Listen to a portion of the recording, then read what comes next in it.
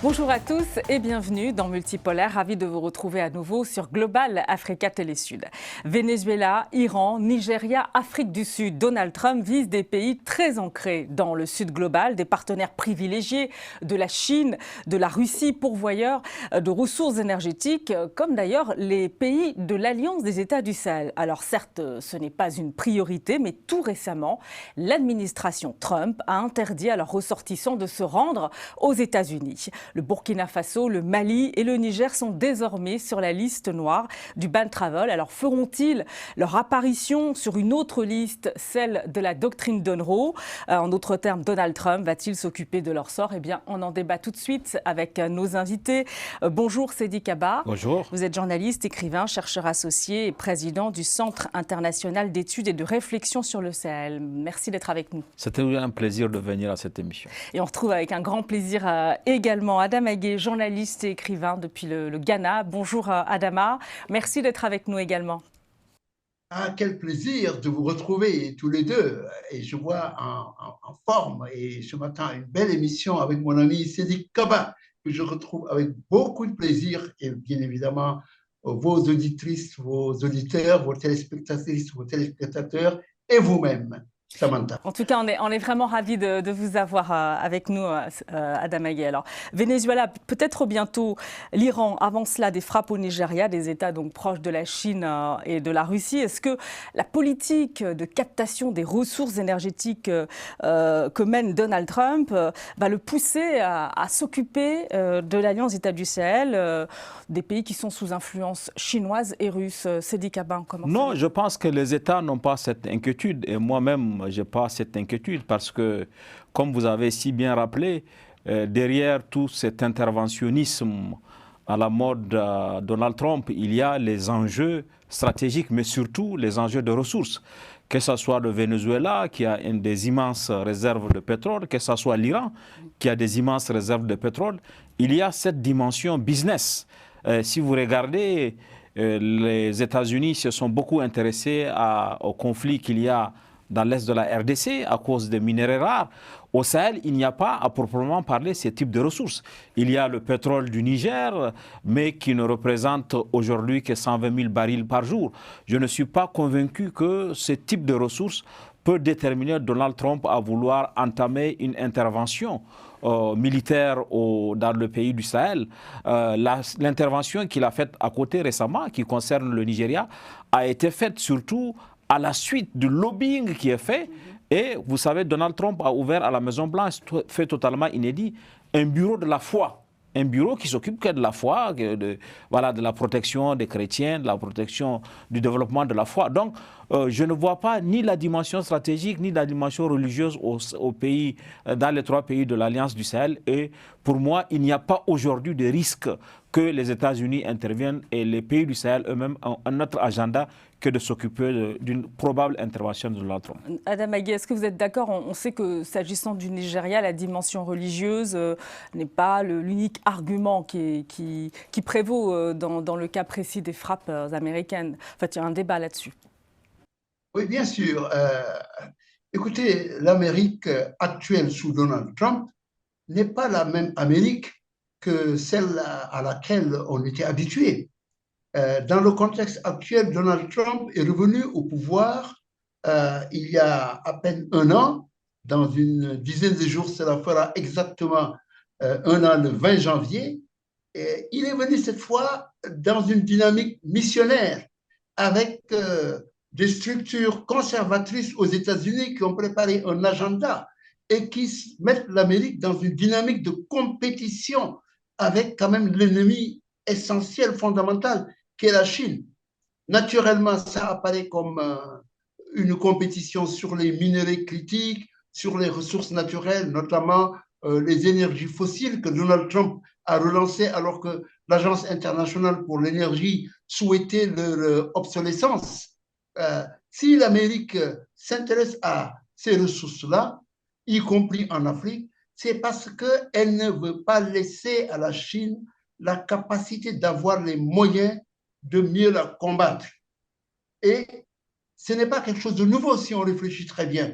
Il y a eu la doctrine Monroe, comme on le sait, en 1823, qui, à travers cette doctrine, dit que l'arrière-cour de l'Amérique en Amérique latine doit dépendre essentiellement des États-Unis.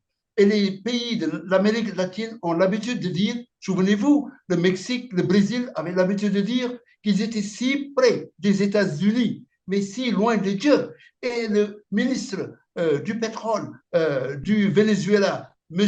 Lopez, avait dit il y a une quarantaine d'années, près de 50 ans, que les ressources en hydrocarbures sont les excréments du diable. Donc, ça peut poser des problèmes avec ce qu'on appelle la malédiction des ressources. De là maintenant à sauter et dire, est-ce que l'Amérique va faire une guerre omnidirectionnelle et aller jusqu'en Afrique pour mener cette guerre? Je suis moins convaincu de cela. Parce que même si les pays africains, longtemps sous le joug des puissances occidentales européennes, en particulier pendant la guerre froide et pendant la période coloniale et l'esclavage, n'avaient pas été proprement exploités ou en tout cas évalués par rapport à leur potentiel, aujourd'hui, avec les technologies dont disposent les États-Unis, ils peuvent savoir exactement ce qu'il y a comme ressources dans ces pays-là. Si les États-Unis savent qu'il y a énormément de ressources qui peuvent donner un avantage compétitif à la Chine, il n'y a pas de risque que les États-Unis descendent sur le terrain africain et essaient de dire à la Chine, halte, nous n'allons pas vous laisser prendre ces ressources pour mieux nous combattre. Ça, c'est ce que je vois se présenter aujourd'hui. Et Donald Trump, lui, il est arrivé avec une volonté sans état d'âme d'appliquer l'une des tendances lourdes de la politique étrangère américaine, qui est l'unilatéralisme. L'autre tendance, c'est l'isolationnisme. Pendant longtemps, on pensait que Trump allait être un isolationniste. Il avait négocié avec les talibans, il avait négocié avec les Irakiens, il avait dit qu'il n'allait plus mener de guerre aux antipodes, parce qu'il avait découvert lors de sa première présidence que pendant que l'Amérique faisait des guerres, la Chine n'en faisait pas aucune guerre pendant des dizaines d'années, ce qui lui a permis de rattraper son retard par rapport à l'Amérique. Maintenant, l'Amérique réalise que ce n'est plus une question de jeu du chat et de la souris. Il faut descendre sur le terrain et s'attaquer frontalement à la Chine. Alors justement, Adam Aguet, justement, il faut s'interroger parce qu'il y a une influence chinoise, russe très forte au sein de l'Alliance États du Sahel. Que représentent concrètement ces deux partenaires pour l'AES aujourd'hui et est-ce que cela peut porter justement préjudice aux intérêts américains dans cette région? Il y a des intérêts américains aussi. Oui, c'est tout à fait exact. Il faut dire que l'offre russe, qui est une offre sécuritaire et militaire au Sahel, a pu prospérer à la suite de l'échec de la solution qui a été apportée par le partenariat avec l'Occident, particulièrement avec la France, avec l'Union européenne, puisque à côté de la force Serval puis Barkhane, il y avait la force Takuba, qui est une force européenne, qui n'a pas permis aux pays du Sahel de renverser le rapport de force avec le groupe djihadiste, puisque malgré cet accompagnement des pays occidentaux, la menace terroriste a prospéré au Sahel, puisque lorsque Barkhane intervient en janvier 2013, il n'y a que le nord du Mali qui est sous le joug de groupes terroristes.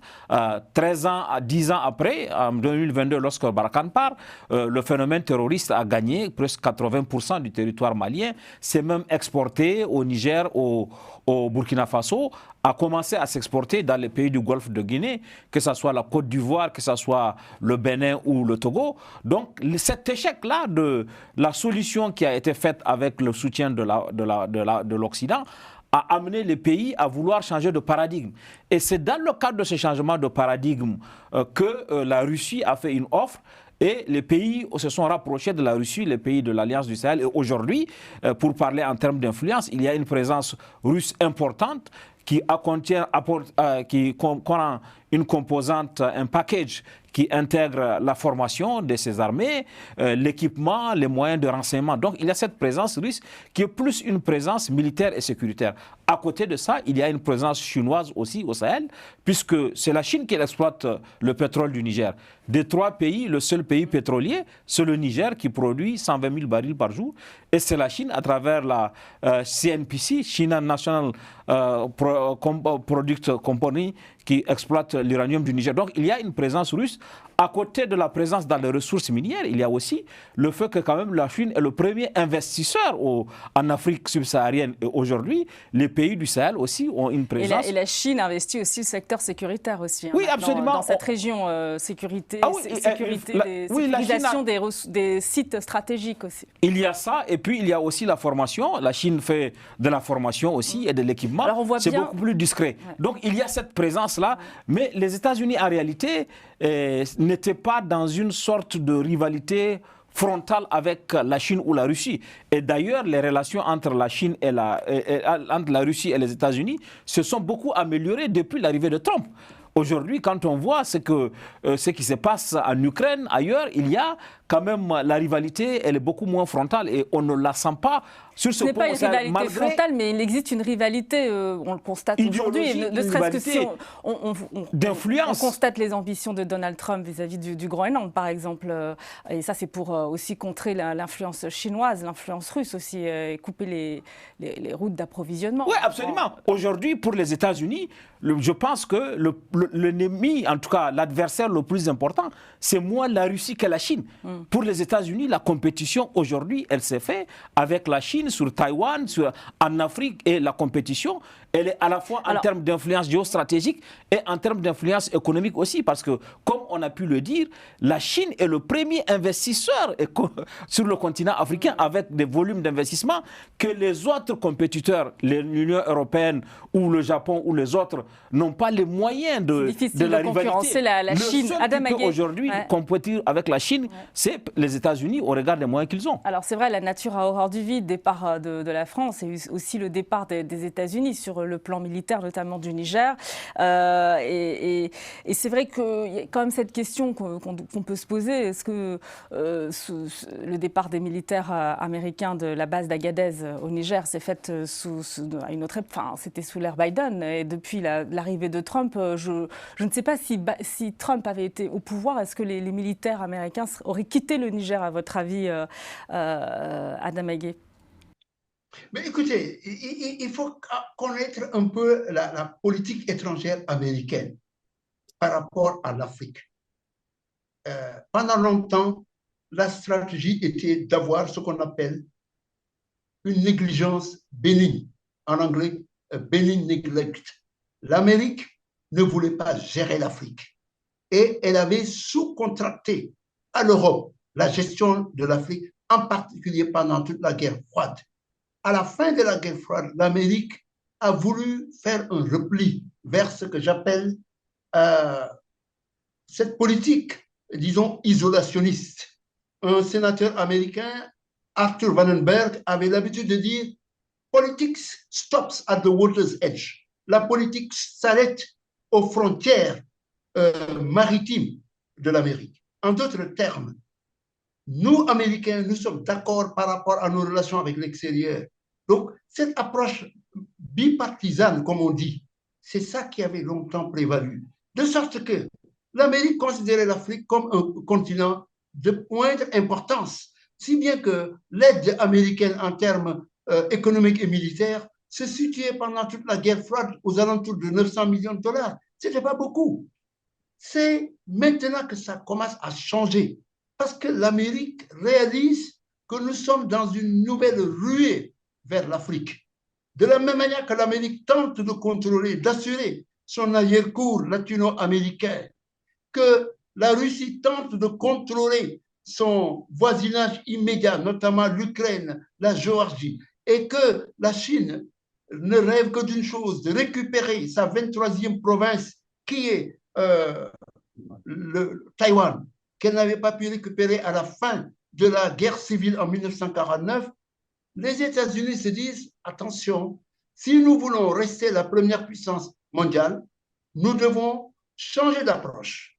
C'est la raison pour laquelle l'Amérique, d'une certaine manière, a délaissé l'Europe et commence à comprendre que l'Afrique, parce qu'elle a les terres, y compris les terres rares et arables, que l'Afrique a une démographie qui va être la principale force de travail du monde et que c'est un continent géopolitiquement qui compte un nombre important de pays, 54 pays, 55 si on considère l'État sahraoui, entre guillemets, et que donc, pour toutes ces considérations, l'Amérique se dit, nous devons faire une projection de pouvoir, s'il le faut, non pas de façon physique, boots on the ground, comme on dit, mais en utilisant la technologie, parce que la guerre du 21e siècle ne sera pas une guerre avec la présence de forces ou bien de chaînes de commandement physiques, mais à partir des drones, à partir de l'organisation à distance, des moyens, n'est-ce pas, de contrôler le pays.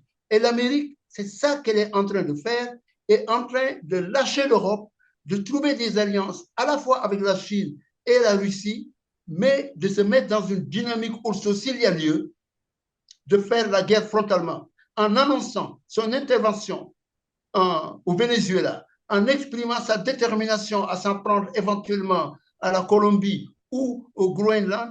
L'Amérique dit, voici non plus la doctrine Monroe, mais la doctrine, ce que j'appelle non pas Monroe, mais Trump-Roe, qui aujourd'hui a une volonté de dire, c'est, comme le disent les grands théoriciens de la politique étrangère américaine, en matière de politique étrangère, c'est le réalisme. Depuis Thucydides, depuis la guerre du Péloponnèse, il y a plusieurs siècles, les grands théoriciens de la politique étrangère américaine, que ce soit Henry Kissinger et d'autres, la politique étrangère américaine est réaliste et c'est dans cette dynamique-là que d'autres ont appliqué que M. Trump s'inscrit aujourd'hui. Je voulais dire sur ce que Adama a dit, et il me semble que très tôt les Américains ont décidé de jouer leur propre carte au Sahel et non la carte européenne. Quand les Américains le Niger leur a demandé de partir, à la différence de la France, ils n'ont pas fait d'histoire. Ils ont voulu même négocier leur maintien au Niger. Et le gouvernement n'ayant pas voulu... Ça s'est fait un petit peu maladroitement à l'époque. Oui, mais ça s'est fait à l'amiable, à la différence de ce qui s'est passé avec la France. Et aujourd'hui, si vous regardez le Sahel, les Américains n'ont jamais en réalité totalement rompu, y compris avec un pays comme le Niger qui leur a demandé de partir. Ils ont continué à parler à la différence de ce que la France a fait. Oui, il y a un partenariat économique. Il y a un partenariat économique qui a été maintenu. Il y a même des sénateurs qui sont venus au Niger, qui sont allés au Burkina Faso, parce que les Américains ont une approche pragmatique qui n'est pas celle de l'Europe. Mais pensez-vous que si Trump avait été au pouvoir à ce moment-là, les soldats américains auraient quitté le Niger? Absolument. Ils seraient partis, à mon avis, quitte à négocier. D'ailleurs, si vous regardez le premier mandat de Trump, Trump était partisan du retrait du Sahel. À l'époque, il disait qu'il n'y a pas d'enjeu pour nous. On a d'autres défis où on peut concentrer davantage nos forces qu'au Sahel. Donc, que Trump soit là ou qu'il ne soit pas là, les Américains seraient partis. Parce qu'eux, ils sont dans une démarche, non pas de rupture totale, mais de se dire qu'on peut revenir. Et ils n'ont pas, avec les pays du Sahel, ils n'ont pas totalement coupé le pont. Alors revenir, qu'est-ce que ça signifie qu'est-ce que ça signifie revenir? Parce que le départ militaire des Américains au Niger, justement, a conduit à une réorganisation du dispositif américain dans la région, la réorganisation du commandement américain pour l'Afrique, l'Africom, avec notamment un renforcement aussi de la coopération militaire avec la Côte d'Ivoire, la Mauritanie, c'est un pays d'ailleurs au cœur de la stratégie de l'OTAN en Afrique, au Sahel.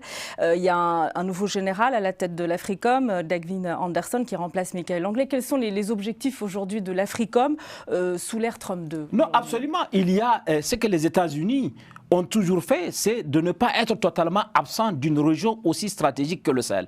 À plus d'emprises terrestres, que ce soit au Tchad où ils ont essayé de se réimplanter, ou en Côte d'Ivoire où ils ont essayé de réimplanter la base qu'ils ont perdue au Niger, il y a une volonté d'être présent.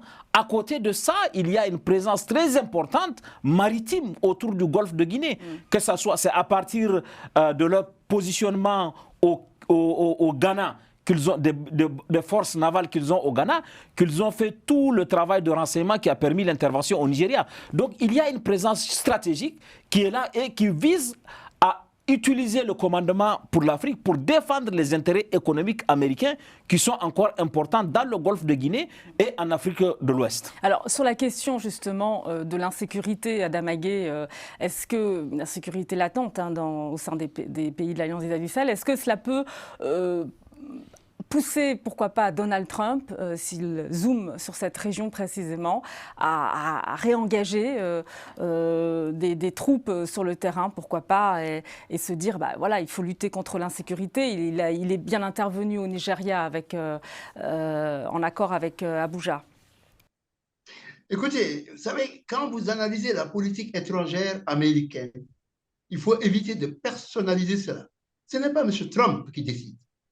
L'État profond américain est très puissant.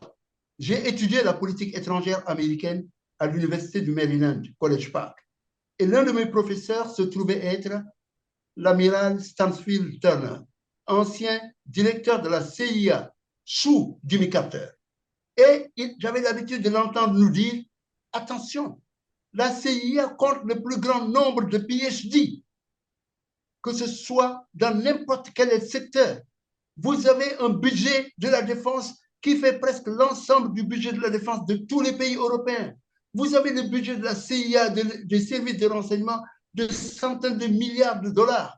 Ce n'est pas seulement M. Trump qui décide. Il ne faut pas se faire d'illusions. Et aujourd'hui, dans une compétition globale, au couteau, où l'Amérique sait qu'il y a le risque qu'elle perde son leadership, à la fois ses valeurs, à la fois sa capacité de projection et de contrôle de régions importantes du monde, aujourd'hui, les décisions qu'on entend M. Trump annoncer, ça ne vient pas de lui. C'est de l'État profond américain que ça vient. Est-ce que l'Amérique va pousser jusqu'à venir dans les pays du Sahel et y mettre des forces? Je ne le crois pas. Parce que la réaction originelle de M. Trump, comme l'a dit Sadiq tout à l'heure, par rapport au Sahel, quand il est arrivé en 2016 au pouvoir, qu'est-ce qu'il a décidé? Il voulait se retirer. Peu après, il s'est retiré de l'Afghanistan. Il est même allé parler avec les gens de la Corée du Nord. Imaginez-vous tout ça. Donc, Trump est quelqu'un qui suit une logique, un script qui lui est donné. Et par rapport aux pays africains aujourd'hui, jusqu'à plus ample informé, il n'y a pas un impératif qui peut justifier que l'Amérique envoie ses forces ici. Alors justement, Adam Aguirre, on vient de voir, pendant que vous parliez, une carte avec le potentiel aurifère justement des pays de l'Alliance du Sahel. Peut-être qu'on va revoir cette carte. Ça, c'est un point important aussi qu'il faut évoquer, parce que qu'est-ce qui peut pousser aujourd'hui l'administration Trump, pour ne pas parler et personnaliser le débat, Donald Trump, l'administration Trump à s'investir dans cette région du Sahel? Est-ce que c'est l'influence, le leadership, les ressources énergétiques, l'insécurité, on vient de l'évoquer. Il y a l'or, la question aurifère.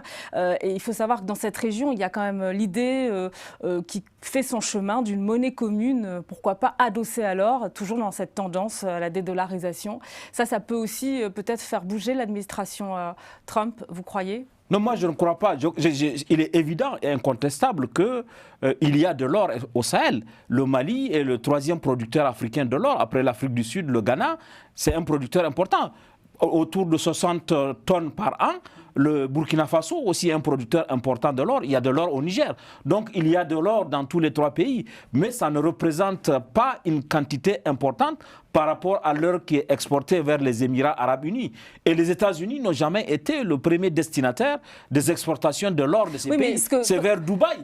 Je ne pense pas qu'il y ait des enjeux économiques autour de l'or qui puissent convaincre les enjeux monétaires autour de l'or, qui puissent convaincre les États-Unis d'engager des troupes, avec le risque que ce qui s'est passé en Somalie. Parce que quand on parle des États-Unis, on oublie que cette image de l'Amérique invincible a été quand même écornée. C'est vrai qu'il y a eu un succès au Venezuela, mais l'Amérique invincible cette image a été écornée en Somalie, où les avions, les hélicoptères Appalaches sont tombés, les djihadistes ont été traînés par terre, leurs corps ont été traînés. Donc ça a été quand même démenti en Somalie. Mais sur les enjeux, alors, les Américains seraient prudents à s'engager dans des pays où l'opinion leur est particulièrement hostile.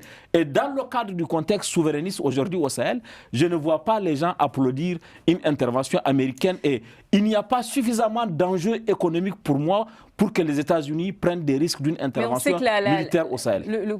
On sait que la dédollarisation, cette tendance-là, elle agace l'administration Trump, Adama Gaye, et c'est un enjeu monétaire aussi au sein de l'Alliance d'États du Sahel. On en parle de plus en plus d'une monnaie adossée à l'or. Et d'ailleurs, vous savez qu'il y a un exemple, c'est le Zimbabwe. Il faut absolument sortir de la dédollarisation et les pouvoirs publics dans ce pays ont pris les devants en lançant la monnaie ZiG.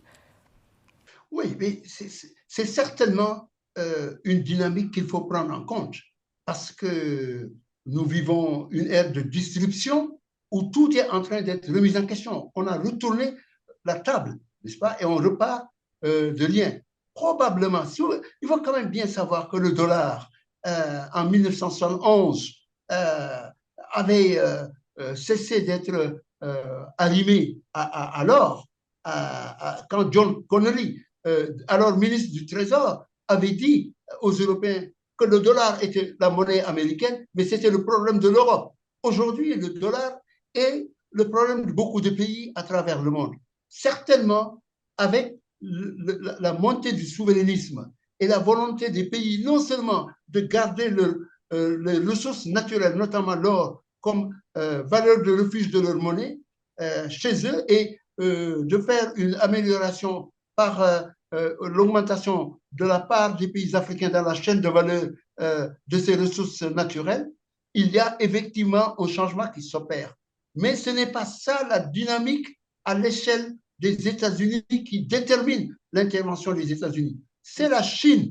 Alors justement, la Chine et les pays des BRICS encouragent la dédollarisation et ça agace l'administration Trump là-dessus. Absolument. Mais bien sûr que la Chine va tenter de tout faire. Ce n'est pas nouveau. La Chine, ne l'oubliez pas, a connu quand même de 1840 à 1945 une quasi-colonisation depuis la guerre de l'opium, le contrôle par des pays comme le Japon qui ont pris leur part, etc.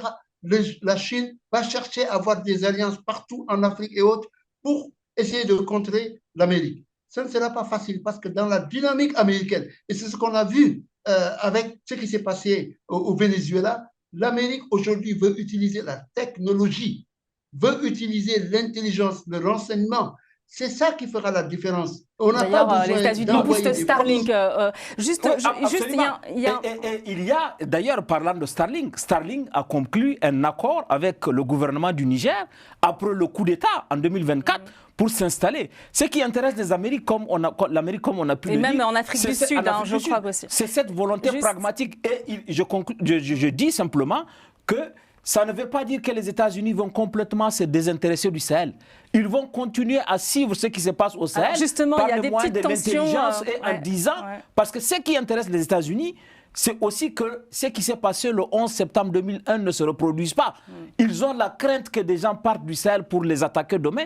Donc, ils vont avoir un œil à travers les moyens technologiques et les moyens de renseignement, mais ils ne vont pas aller jusqu'à intervenir pour lutter contre le terrorisme au Sahel. Il y a cette conscience que le Sahel, c'est une menace sécuritaire pour le monde entier. Juste cette question, Donald Trump a durci sa politique d'immigration vis-à-vis du continent africain. Et la dernière actualisation, c'était le 16 décembre dernier, avec une liste noire de suppression totale de visas étendue à 3 pays sahéliens, le Mali, le Burkina Faso, le Niger. Est-ce que véritablement ça signifie là encore que les États-Unis se détournent du Sahel ou c'est une mesure qui s'inscrit dans une logique Non, il y a une vingtaine de pays, il y a plus de 20 pays africains, donc c'est une mesure globale. Et ce qui est intéressant à savoir, c'est que les États-Unis ne sont pas la destination de ces pays sahéliens, ni même l'Europe. La plupart des Maliens vont d'abord en Afrique, la plupart des Nigériens vont sur la côte au Togo, au Bénin, et la plupart des Burkinabés vont en Côte d'Ivoire. Donc ces 3 pays du Sahel, je ne pense pas que si ça a été fait pour leur faire mal, que ça va leur faire mal, parce que les États-Unis n'ont jamais été leur destination et ça n'aura pas de conséquences sur la migration vers les autres destinations qui sont leurs destinations privilégiées. Alors j'ai juste cette question, le Mali et le Burkina Faso Faso ont annoncé via un communiqué des mesures de réciprocité. C'était le 30 décembre dernier. C'était une réaction officielle qui est intervenue juste avant la capture de Nicolas Maduro, le 3 janvier. Alors depuis cette date, du côté d'Ibrahim Traoré, d'Assimi Goïta, on se tait maintenant. Est-ce que vous pensez qu'il y a une crainte du côté de l'AES après avoir vu ces images, évidemment, qui ont fait le tour du monde, la capture de Maduro? Est-ce qu'il y a une forme de crainte, vous pensez, au sein de l'AES aujourd'hui, vis-à-vis de Donald Trump? Non, je ne crois pas. L'Amérique sera très prudente. Si elle est intervenue au Nigeria, c'est quand même un pays de 200 millions d'habitants. À la fin de ce siècle, le Nigeria sera peut-être l'une des 2 ou 3 pays les plus peuplés au monde. On dit même qu'il risque d'avoir 1 milliard d'habitants, avec beaucoup de ressources, une démographie qui s'étend en Amérique et tout. C'est un enjeu beaucoup plus stratégique que ces petits États du Sahel. Et puis, l'Amérique ne va pas prendre le risque d'aller se confronter à une Russie qu'elle a vue s'embourber en Ukraine, qui n'a pas pu gagner les guerres, que ce soit en Centrafrique, que ce soit au Nigeria, que ce soit dans les 3 États du Sahel. Et puis, elle sait aussi que la Chine n'est pas un pays qui choisit la guerre comme modus operandi pour son intervention en politique étrangère. Je crois que ce qui va se passer, Donald Trump va continuer d'avoir des relations bilatérales avec les pays africains. Elle a invité l'Amérique, quelques dirigeants africains, dont le président du Sénégal, le président du Gabon, 3 autres présidents qui sont venus à la Maison-Blanche, plus pour leurs ressources naturelles, leur positionnement géostratégique, pour voir comment l'Amérique peut avoir des relations et utiliser son levier technologique et sa force d'attraction. C'est ça la politique étrangère américaine. Et donc, qu'est-ce qui va se passer?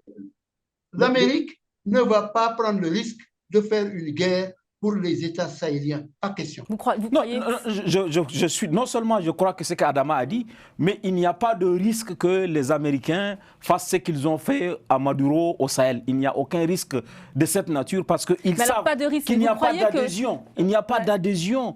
Il n'y a pas de rejet de ce pouvoir-là suffisamment important pour que les Américains veuillent venir changer le régime. La deuxième chose importante, c'est que depuis l'arrivée de Trump, il y a un changement de paradigme dans la relation avec l'Afrique, avec la suppression de l'USAID, l'agence d'aide internationale, et le remplacement par le business. Ce qui intéresse les États-Unis, c'est la possibilité de faire du business dans l'Est de la République démocratique du Congo, de faire du business avec les pays du Sahel. Je crois que c'est ce paradigme-là que l'administration de Trump va impulser et ce agenda-là. Mais sincèrement, très sincèrement, Sédi Kaba, du point de vue de l'image, de l'impact émotionnel, je veux dire, la réaction des présidents de transition au sein de l'AES, est-ce qu'il y a une crainte ou pas? Non, il n'y a pas. Est-ce qu'ils ne se disent pas, oui, il faut qu'on fasse attention avec Donald Trump? Non, rien que ça, il n'y a pas. Ah, non, il n'y a, pour moi, s'il y a un pays où l'Amérique pourrait intervenir, s'il y a un pays où l'Amérique aurait pu intervenir,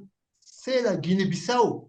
Parce que c'est une terre de narcotrafiquants où il y a eu une élection où le président sortant qui s'est affiché avec Maduro pourrait être une cible pour Donald Trump, mais pas ces États sahéliens. L'Amérique ne va pas faire ça.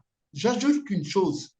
Aujourd'hui, l'intervention de Donald Trump au Venezuela est en train de produire des effets contraires parce que les firmes de pétrole et de gaz, que ce soit Exxon et autres, rechignent à y aller. Il faut investir 100 milliards de dollars pour remettre sur pied l'économie hydrocarbure de ce pays. Et enfin, vous voyez, la population vénézuélienne ne s'est pas montrée très enthousiaste par rapport à cette intervention.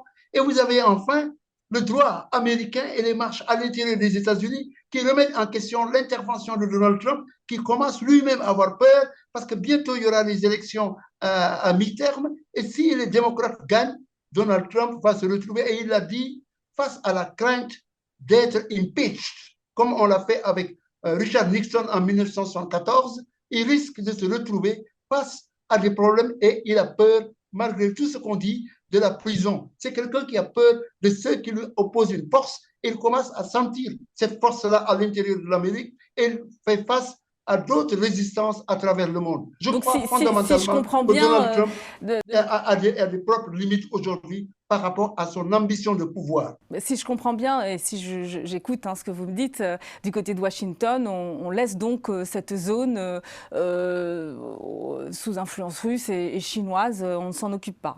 Non, c'est pas que... Mais il n'y a pas d'enjeu pour les États-Unis, d'enjeux stratégiques, d'enjeux de business qui peuvent justifier une intervention. Ce n'est pas, on ne devient pas totalement, c'est pas un angle mort. Oui, mais est-ce que vous ne sous-estimez pas les aspects sécuritaires, justement? C'est pas un angle mort de la politique américaine, mais c'est pas non plus une priorité autant que le Venezuela, autant que là-dessus on est d'accord. Mais est-ce que justement cette présence chinoise et russe, parce que quoi qu'on dise, l'Alliance d'États du Sahel permet aussi à ces nouveaux partenaires de renforcer leur influence sur le continent. On le voit bien, et ça c'est un enjeu stratégique important aujourd'hui, Adam Agué, qui peut préoccuper Donald Trump. Mais bien sûr que il ne faut quand même pas se faire d'illusions non plus. Hein. La Chine, elle vient pour les ressources naturelles. Dès qu'il y a des problèmes, elle se retire. Souvenez-vous, en 2009, elle avait fait ce qu'on a appelé le Deal of the Century, l'accord du siècle en République démocratique du Congo. 9 milliards de dollars en échange de construction d'infrastructures et de contrôle de mines. Dès qu'il y a eu la crise financière pendant cette période, la Chine s'est retirée. Et les pays du Sahel aussi ne sont pas des enfants de cœur. Ils ont vu, très bien vu, que M. Maduro, qui a signé des accords stratégiques avec la Russie et la Chine, a été laissé à lui-même, sans intervention de la Chine ni de la Russie. Vous croyez que les pays sahéliens sont des pays pour lesquels Russie et Chine vont se battre? Jamais de la vie. Donc, il y a en effet l'Afrique qui a des ressources et des possibilités, mais il faut bien savoir que nous sommes dans ce qu'on appelle une ère de grands jeux, de big game. C'est ça qu'on a connu avant le XXe siècle. C'est ce que nous sommes en train de faire avec trois grandes puissances qui sont dans une compétition, deux principales puissances, Chine et États-Unis, et chacun de ces grands pays va tenter, méga-États, comme on les appelle, d'avoir des alliés. Les États-Unis ont pris comme allié Israël. C'est pourquoi Israël est allé reconnaître le Somaliland. Et vous allez voir aussi les États-Unis trouver des alliances avec le Nigeria, avec d'autres pays. C'est ça qui va se passer. Mais les guerres traditionnelles, ou par des présences physiques avec les armes conventionnelles, ce temps-là, les gens ne vont pas mener ces guerres-là. Parce qu'ils se rendent compte que quiconque a fait ça a perdu. Et la leçon de la Chine, qui depuis 1978 et bien avant, n'a plus fait de guerre depuis 1949, à part la guerre au Vietnam, les autres en ont tiré la leçon que si nous faisons la guerre, nous risquons d'être dépassés par les Chinois. Alors, sur cette question qu'a soulevée Adam Agué, le soutien de la Chine et de la Russie, on voit qu'il y a vraiment une absence de solidarité mis à part quelques déclarations vis-à-vis du Venezuela. Vous pensez qu'il y a cette prise de conscience aussi au niveau des pays sahéliens? Non, que la Chine et la Russie ne sont pas des soutiens importants en cas de mesures de coercition prises par les États-Unis? Non, il n'y a pas. Si vous remarquez la relation entre les pays du Sahel et leurs partenaires nouveaux, que ce soit la Chine et la Russie, il n'y a pas de relation de naïveté. Et chacun défend ses intérêts. Le Niger a été capable de taper du poing sur la table face à la Chine lorsqu'il y a eu des choses que le Niger n'a pas appréciées, y compris dans la relation diplomatique et dans la relation économique. Donc ces pays ont compris que... On n'a jamais vu un pays sahélien se rebiffer vis-à-vis de la Russie jusqu'à présent. Hein. Parce que les difficultés ne se sont pas présentées et le Niger a quand même eu une position très claire par rapport à la défense de ses intérêts face à la Russie. Je crois que les pays du Sahel sont dans une nouvelle relation avec leurs partenaires en intégrant dans leur démarche qu'il n'y a pas de relation philanthropique, que ni la Russie ni la Chine ne viennent au Sahel pour faire de la philanthropie et chacun doit défendre ses intérêts, y compris face à la Russie, face à la Chine. Et quand on regarde aujourd'hui... Parce qu'on a le sentiment que les États de l'Alliance du Sahel défendent leurs intérêts concernant la souveraineté sur les ressources stratégiques. Ils le font. Face à Orano, oui, par exemple, face à Orano peut-être, face à Barrick Gold, le Mali a été capable, face aux multinationales. Je crois que ces pays-là sont dans cette démarche-là d'affirmation de leur souveraineté sur leurs ressources naturelles, y compris face à la Russie et face à la Chine. Merci, on conclut là-dessus. Merci en tout cas Seydi Kaba. Merci Adama Gueye pour vos analyses pertinentes. Merci d'avoir été avec nous. Merci à Romain Clicquot-Deminck et Moustapha Kanté pour la réalisation. Un grand merci à vous également pour nous suivre fidèlement sur Global Africa Télé Sud et vous retrouver Multipolaire sur nos réseaux sociaux. À la semaine prochaine.